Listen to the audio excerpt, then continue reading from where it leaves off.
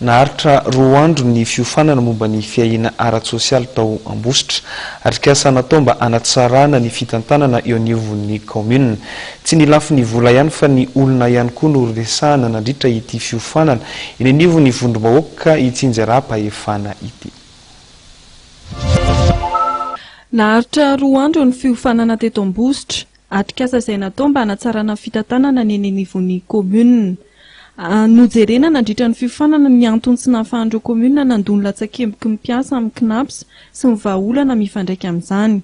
Sosokevitra naroso ny fijerena ireo karazana roaram-bola azon'ny commune trandrahana mba hivelomany ary hanefany ny adidiny mba ahafahany mpiasa misitraka ny zony ara-tsosialy. Ity moa ny faritra fahafito fanatanterana ny fifanarahana miasa fanaovan'ny KNAPS sy ny ministère-ny intérieur sy décentralisation.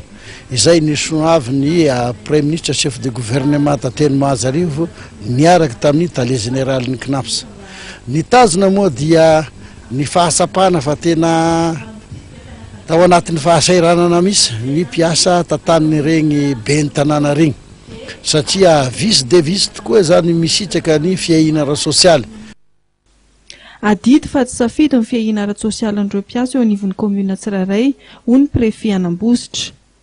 De noho izany indrindra moa zany dia nisy ny formation ho an'ireo aty amin'ny vondrom-bahoaka paritra Itsinjaram-pahefana ho an'ny maire, ny STC ary ny président conseil ihany koa satria araka ny fantatsika rehetra dia adidy fa tsy safidy ary zo fototra ny fandoavana ny cotisation ny KNAPS hitsinjovana ireo mpiasan'ny vondrom-bahoaka paritra Itsinjaram-pahefana ireo raha retirety ary sasan'ireo koa misy loza tahaka izay ihany koa ny volan-jaza. Anisan'ireo teny ifanomezana ao amin'ny vina pampandrosoana amin'ny faritra Moromaniny fitantanana ara-drary ny mpiasa eny anivon'ireny ratsamangaiky ny vondrom-bahoaka paritra Itsinjaram-pahefana ireny. Ny faranany zoma teo ity fiofanana ity, ny faritra Betsiboka indray no ampetrahan'ny atrikasa aorian'izao.